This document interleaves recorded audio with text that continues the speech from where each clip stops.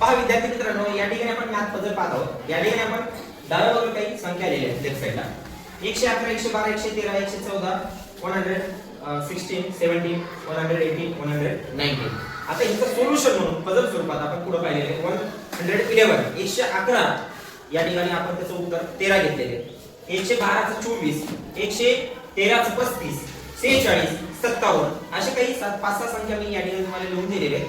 तर या पझल नुसार पुढील संख्येचं उत्तर काय येऊ शकतं हे थोडंसं तुम्ही विचार करा आणि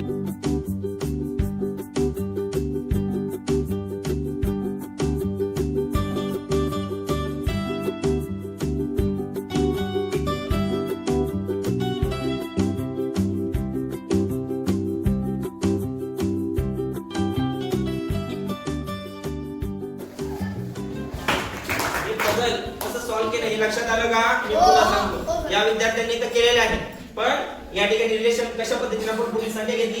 या ठिकाणी 3 अंकी संख्या लिहिलेल्या आहेत. त्याचा एकच स्थानचा अंक सुरुवातीला लिहिला आपण. त्यानंतर यांची बेरीज केली, 3 बेरीज झाली.